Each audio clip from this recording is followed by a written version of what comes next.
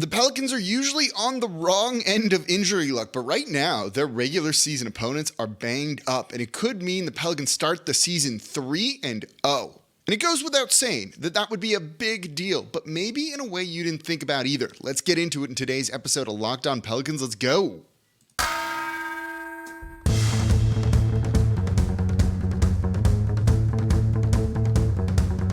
You are Locked On Pelicans, your daily New Orleans Pelicans podcast, part of the Locked On Podcast Network, your team every day. Welcome to another edition of Locked On Pelicans, the daily podcast covering your favorite team, the New Orleans Pelicans in NBA, part of the Locked On Podcast Network, your team every day, available wherever you get your podcasts and available right here on YouTube. I'm your host, Pelicans Insider, credential member of the media, Jake Madison, at NolaJake on Twitter, here with y'all on this Wednesday, a game day for your New Orleans Pelicans. They take on the Miami Heat. We'll preview that game, talk about more of the injury stuff for the Pelicans in the third segment. But right now, I want to start off looking at their opponents because the Pelicans are usually the ones dealing with the injuries, but maybe they're getting some injury luck in terms of their opponents, meaning they can get off to a 3-0 start. That's a big deal. We'll get into that in the first and second segment of today's show. And of course, thank you for making Locked On Pelicans your first listen today and every day. We're here Monday through Friday, completely free for y'all, breaking down everything you want to know about this team. No paywall, anything like that. Just the Pelican stock that you want to hear. Subscribe wherever you get your podcast. Tell a friend about the show. Leave a 5-star review with a comment. And number one thing you can do to support the show, comment down below on YouTube. You want to say hi? I might even say hi right on back. You want to say comment? I love it. So let's look at the injuries to the opponents. And let's go through the first 3 games for New Orleans, because this is where they can get off to a good start. Something that has not happened a whole lot in the history of this team, it feels like. Their opponents are dealing with injuries. We just learned the news of LaMelo Ball. We'll get into the Charlotte Hornets in a second here, but let's start in game 1, opening night against the Brooklyn Nets. On paper, this is still tough. You have Ben Simmons, who's going to play, getting to his spots, even though supposedly he's airballing things. You still have Kevin Durant and Kyrie Irving, 2 of the better basketball players on the planet, even if there's a lot of other stuff going on around him. But they need a lot of role players to try and win and succeed, and those guys have been key to them. Well, guess what? Seth Curry, not playing anymore in the preseason. Hasn't played in the preseason. Joe Harris, not playing anymore in the preseason. TJ Warren is still recovering from injury. Those are 3 really key players for them. Joe Harris only played a handful of games last year. They could really use his shooting. Same for Seth Curry. We think the New Orleans Pelicans are going to be a better 3-point shooting team this year. I'm not ready in game 1 for them to get into a 3-point contest, though, against Seth Curry and Joe Harris, 2 of the more elite snipers in the league. And TJ Warren is an elite scoring guy for them. So they're going to rely very heavily on Kevin Durant, Kyrie Irving, and to a lesser extent, Ben Simmons. And I feel at least comfortable with New Orleans going toe-to-toe with that squad. You got Herb Jones, who's going to be able to handle Kyrie, or probably more likely Kevin Durant. You can throw Trey Murphy in there too. Brandon Ingram was better defensively last year. You know, in the backcourt, you have guys that can definitely do their job. I have no doubt that Jose Alvarado is going to annoy the hell out of Kyrie Irving, and I can't wait to watch it. And who knows what you're going to get from Ben Simmons. And more importantly, you're going to make those guys defend. They're all good defenders for the most part, though I don't think they've really ever seen a threesome, a setup like this for what the New Orleans Pelicans could have. So I think that game becomes fairly winnable, especially when you then hear Kevin Durant's comments of like, yeah, the vibes are straight here. The vibes are not good. He's not sure how they're going to do once they hit some adversity. And if all of a sudden they find themselves down, say 40-20 after the first quarter, do they just kind of collapse in on themselves? There's a very realistic chance of that. So I like the Pelicans' chances in this, hearing that some of those key role players for that team are going to be out. And then you have the Hornets in game 2. LaMelo Ball now has a grade 2 ankle sprain after suffering that in the preseason game the other night, and he's going to miss the start of the regular season. There is a very big drop-off between their other guards there, between LaMelo Ball and then Dennis Smith Jr. and James Bouknight. That's fairly significant. That's a steep one right there. LaMelo Ball, former rookie of the year, was even better last season, was entering his 3rd year, now not going to be ready. This team, I've watched them a good bit in preseason. They stink. They're bad. I don't think they're good. I don't even know if they realize they're good or not. They had a winning record, 43 wins, 39 losses last year, fired what I thought was a decent head coach, and now it seems like they're starting over. And when you watch them in preseason, even with their starters, the guys that have been there for a little while, well, they feel like a pickup team. They're very disjointed. There's not a lot of cohesion there. New Orleans can take advantage and win that game against one that maybe was going to be a toss-up before and is now probably favoring the Pelicans because of this. LaMelo Ball, he could beat you. He absolutely could beat you. But no LaMelo Ball on that team, as much as I love Terry Rozier, I'm much less scared of them. So all of a sudden that game looks incredibly winnable for the Pelicans. And then game 3, opening night, well, it's the Utah Jazz, and they just suck. You just got to watch out for the Nickeil Alexander-Walker revenge game in that one. But I feel New Orleans can withstand whatever it is that he's going to throw at them. So all of a sudden, a tough start to the season on the road, right? For those first 2 games against near postseason teams. The Nets being the Nets and having a lot of talent there. The Hornets having a winning record last year and an ascendant star in LaMelo Ball. Those become very winnable road games. The Pelicans' start to the season is not easy. The first 11 games or so are against very competitive teams. You have the Nets, the Hornets, then the Jazz, Mavericks, then you have the Suns, Clippers, Lakers, we'll see, Warriors, Hawks, Pacers, Bulls, Trailblazers, before you get to the Rockets and it maybe you can catch your breath for a little bit. But if you can make those first 2 games very winnable and all of a sudden get to 3-0, you're not really worried at that point of then being under 500 after the first handful of games. And I think that's a really, really big deal for the Pelicans for a lot of reasons. For a lot of reasons, including some you probably haven't thought about. And we'll get into that coming up here next in today's episode of Locked On Pelicans. But thank you, opponents, for... Look, I don't want to wish for injuries ever. We never do that. But when they come up and you got to play those teams...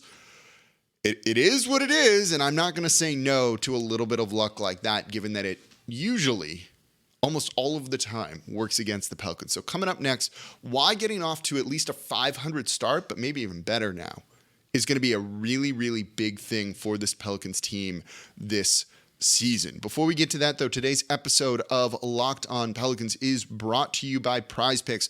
I love PrizePicks because it's daily fantasy made easy. If you want to take Luka Doncic to score more than 26.5 points, you can do it. LeBron James to have more than 7.5 rebounds. Kevin Durant to have less than 6.5 assists. Absolutely, with that game coming up. Steph Curry to have more than 3.5 3-pointers made. You can do all of that. It's daily fantasy made easy. You pick 2 to 5 players, and if they score more or less than their PrizePicks projection, you can win 10 times on your money on any entry. The best part of this is you're not competing against other people. You're not going against pros that do this for a living, that have machine learning algorithms and 10 computer monitors that they're breaking down all the stats and all of that. It's just you versus the projected numbers. It's fair. Use your sports knowledge to take advantage. And PrizePicks offers projections on any sport that you watch.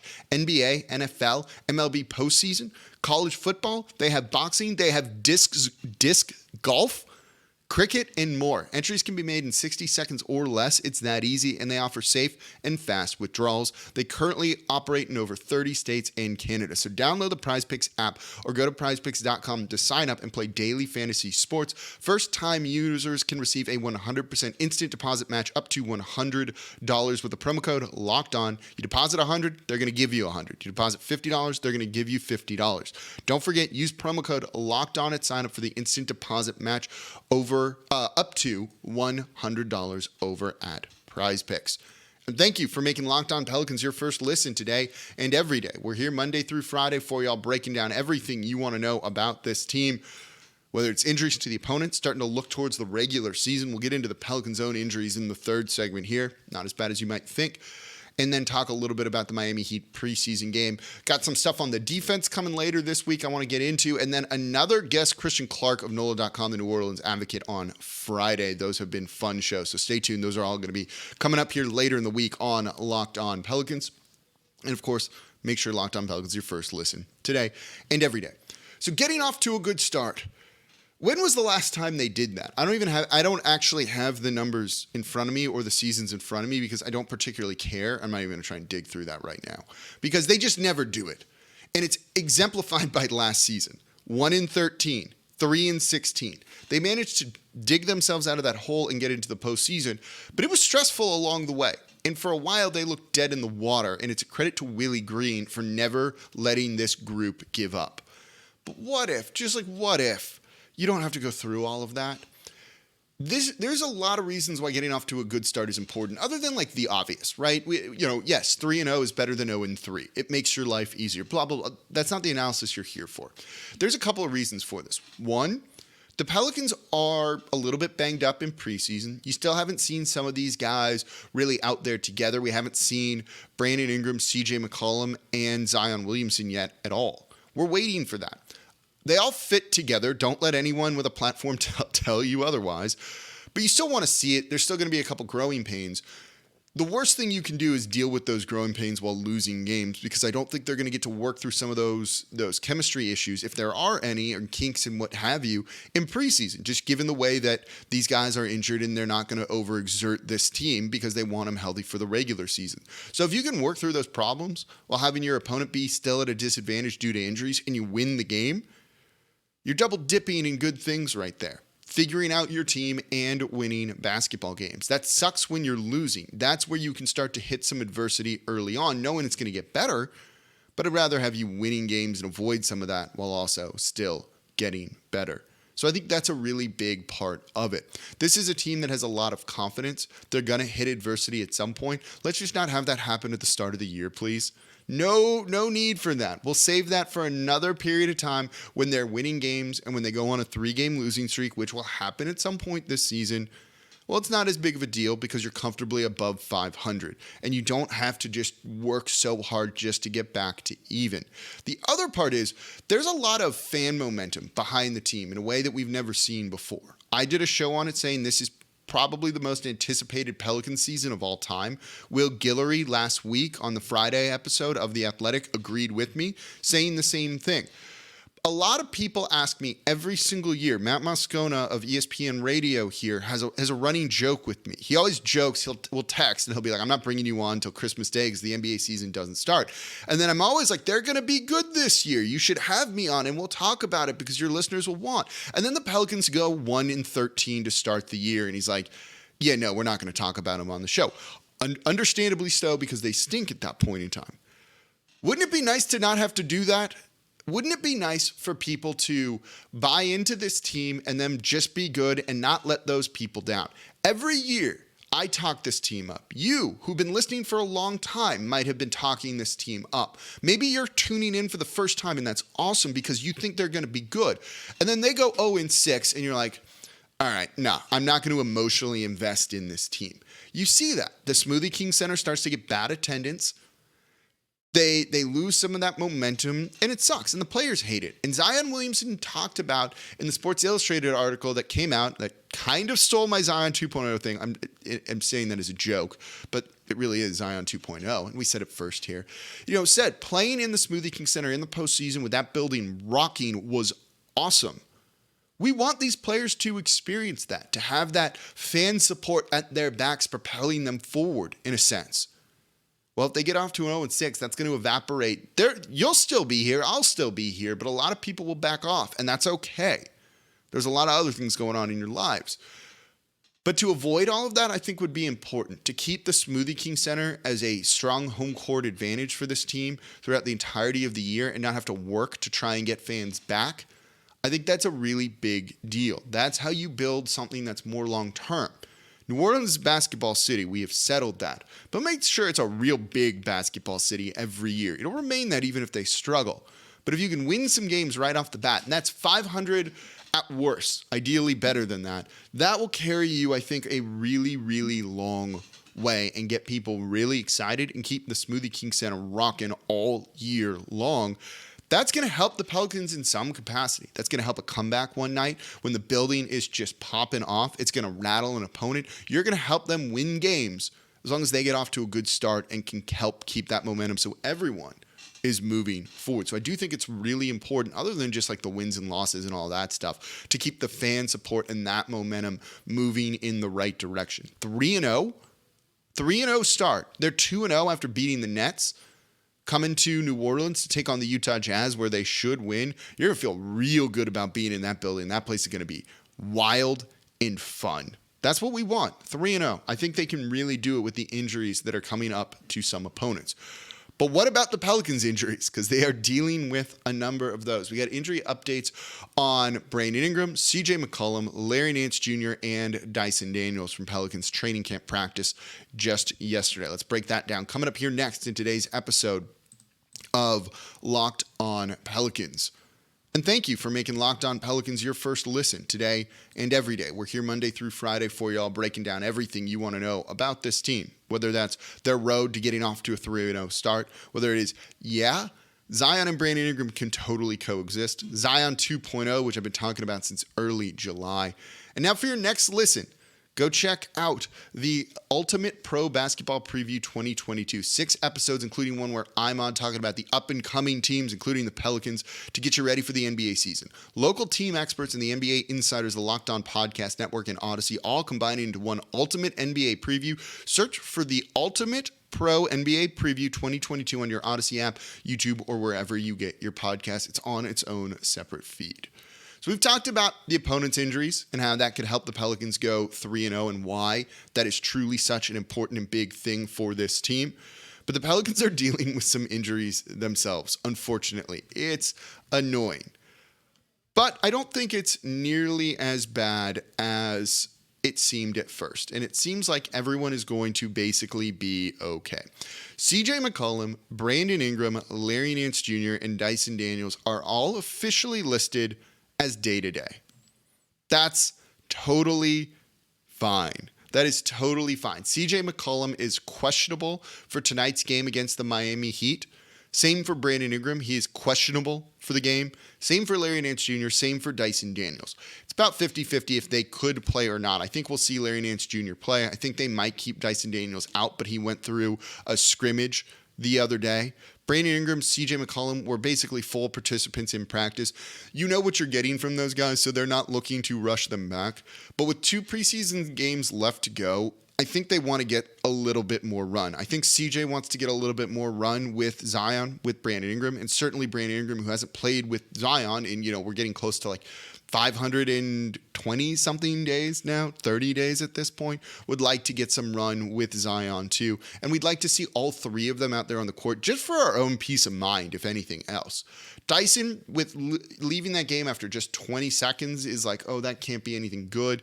Day-to-day is good. The fact that he's going through some practices is good. They know he's not going to be a guy that's, getting heavy rotation minutes to start the year. So I don't think they're too stressed about whether or not he's going to play in preseason. They'll bring him along through practice. He'll get some live game reps and spot minutes, things like that, and blowouts one way or the other. So I don't think you need to worry about him playing. But Larry Nance Jr., Brandon Ingram, CJ McCollum certainly would be good.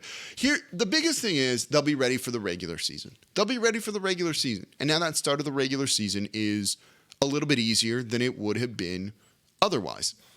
I don't know. That's not the worst case thing to see. I really would like to see the starting lineup out there to see how they do defensively. It's tough to read too much into it in preseason. Some of the numbers look good right now, but I don't know if that means anything through 3 games where BI hasn't played, where guys are only playing 15 minutes or so.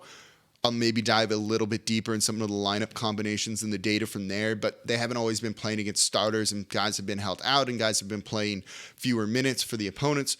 So it's tough to really know what to make, but defense is going to be really, really important for this Pelicans team going forward. That's an episode I want to do like a whole show on.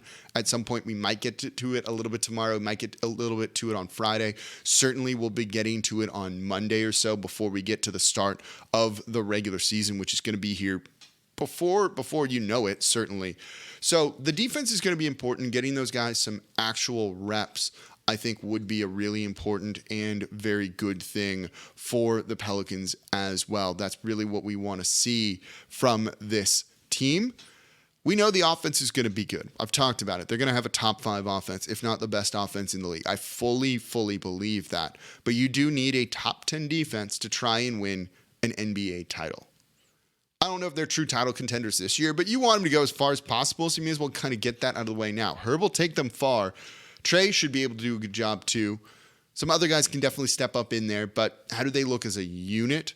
That might be the biggest thing of just how far can this Pelicans team go? Can they get to the second round of the postseason? Are they going to be fighting for the play-in tournament? So that's something we're going to be looking at and talking about, because that's one glaring weakness for this team that I think could have a big impact on the season not going in the way that we would like it. So that's going to be coming up probably on Monday in some capacity here on Locked On Pelicans. And that's going to do it for this episode of Locked On Pelicans. Thank you all so much for listening. As always, I'm your host, Jake Madison, at NOLA Jake on Twitter. Subscribe wherever you get your podcast. Tell a friend about the show. Comment down below on YouTube, and I'll be back with y'all tomorrow to recap the 4th preseason game.